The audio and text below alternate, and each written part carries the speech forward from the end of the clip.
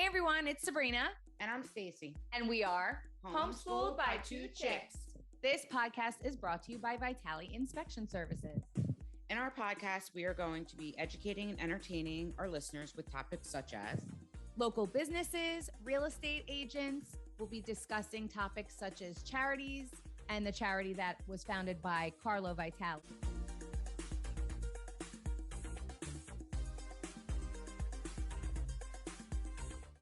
Hey everyone, so we are here today with John Terebey from Berkshire Hathaway in Princeton. John, tell us a little bit about how you got started in real estate. So I got started after high school.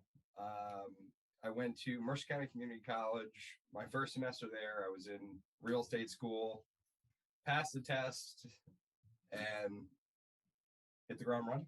That's awesome. And how long have you been doing this? I'm in my 9th year now. 9 years. And how old are you? 27. Woo, got started nice and young. But you are also doing something else in all of your spare time because we know how not busy you are.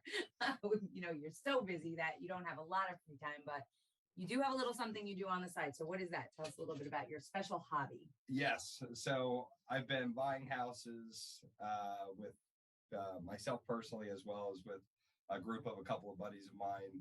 So we've got a few different ways that we go about it. We buy some long-term investments that we rent out, which would be like longer-term leases. We rent out to college kids. They're a lot more like, cash flow heavy, as well as, we've now opened up our portfolio to STRs, short-term rentals. So we own a couple of places down by the shore that we've had a massive success with. We just started that this year. That's great. Yeah. And what do you plan? What are your plans? Like your goals are you trying to get a certain amount of properties in the area? You want to expand outside of New Jersey? What are you thinking? Yeah. So my biggest goal over the last few years was to get 10 houses by 30, but now I'm going on my 9th house now. Okay. So I'm kind of coming up to that goal. So I've got to reassess everything. But I think the main goal is we've got, the long-term rental, which is our college facet of our portfolio that we're, scaling up. But unfortunately, with prices where they are this year, we haven't really had the ability to transact too often. So we started the short-term rental, and that's kind of taken off. Originally, I bought my own place down there, started Airbnb-ing it. Then I brought it to the guys that I invest with. And so we bought a place this year, got the ball rolling, started to learn, because the investment's completely different, because now you have to essentially provide the guest that comes to your house everything they need to enjoy a vacation house. Right. So all of your common necessities, all of the furniture, the whole 9 yards. So it's a completely different facet of the business, which we're currently trying to scale. So we're looking into other areas that would be interesting from an Airbnb perspective, while still actively trying to grow our longer term rental market in college areas. So one thing that we've realized, so the biggest thing that we've always invested in was cash flow, because you need cash coming through the business in order to scale. If you don't have any cash coming in and you're just betting on profits, the issue is God forbid you run into something that doesn't work out, you're set back quite a bit, because all that money you were counting on, you can't actually realize. Right. Versus, if you're cash flowing, so you're paying off all of your liabilities, which would be your mortgage, your taxes, your insurance, etc., and then you're generating a profit on top of that. That's all money you can use to reinvest and scale your business. Okay. So that's how we've bought everything. That's, kind of what we die by is, you want to cash flow as much as possible. What we've been looking at is our largest expense across all of our properties are our taxes. Right. Because in New Jersey, property taxes are crazy, which I'm sure everybody can relate to. Yes, they can. So what we're trying to do is reduce that liability. So we're looking in Pennsylvania, we're looking in other states. Like I was looking at Nashville quite a bit. Oh, okay. For like a short-term rental that's like super popular for bachelorette parties and just people going down to vacations. Yes. Florida is a really interesting market, but it's tough because once you break into these markets, it's an area that I don't know.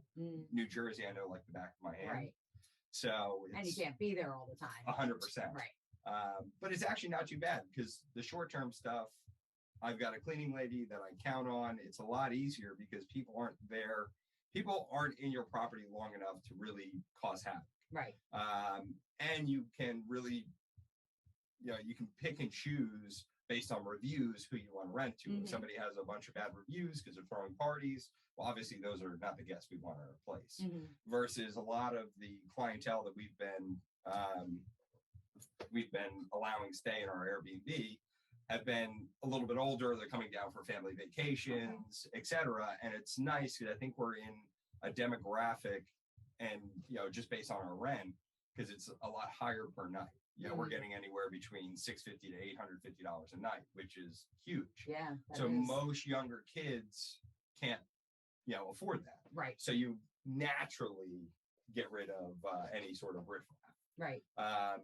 Cleaning lady takes care of everything. So like we've essentially handled everything virtual. She goes in, she cleans everything up, she restocks. We handle all of our restocking through like an Instacart. So all the toilet paper, all the paper towels, all the spices all get delivered to the house, and the cleaning lady puts it inside. Okay. She'll take care of the house. She'll let us know if anything needs to happen. We've got a handyman out there that we trust.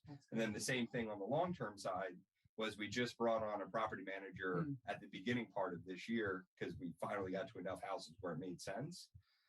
And they handle everything on a day-to-day basis. So like any calls we get, any turnover we have, they handle everything, which allows us to have more time to find more deals and scale the business. That's great. That's an amazing, sounds like Awesome. you have it really rocking and rolling now too. So how many investment properties do you have at this point?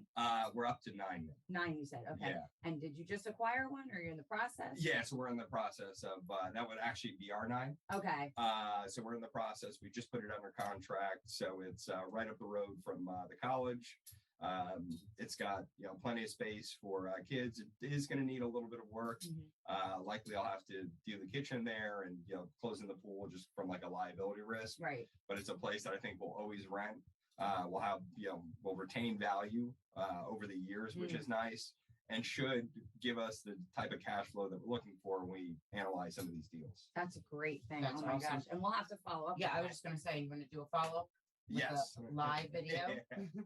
Yes. So we will definitely keep track of what's going on with your little side hustle. Yes.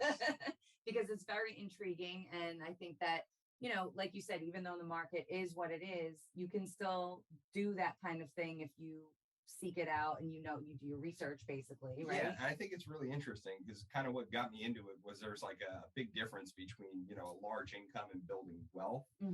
It's like if you look at even like athletes, they're a classic example of where you make a whole boatload of money, right? Which is great. I mean, fine, if you make $2, $3, $4 million in a year, like that's great. But if you spend it all, it's worthless, right? Like you're only as good as, your last game that you played or your last commission, the last house you sold, right? Which is, really difficult because now you put a lot of pressure on yourself. Sure. Versus building wealth, when you buy an asset and it continues to pay you back, you can count on that on a day-to-day basis. And then that's really how you scale. You're now paying down the asset. You can leverage that to buy more places.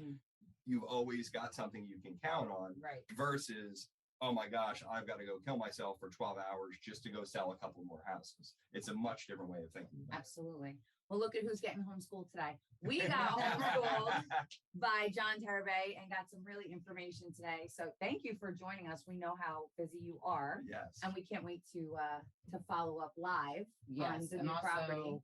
What was your link for your HGTV show? Oh, I'll send it to you guys so that way you can put it in the bio. Because you were on that House Hunter show recently. Yeah, it's on YouTube, but I don't know exactly what the link is. Oh, so just look up a House Hunter. So I have it on my Instagram. It's right in my bio, but I'll also send it to you guys so you can share it. And but spell your name for us, please. Yes, it's John, and my last name is Terebey, Terebey. Everybody forgets the 30. Well, thanks again for joining us. Of course, thanks for having me. Follow you soon. We'll be following you around your investment properties. Thanks again, John.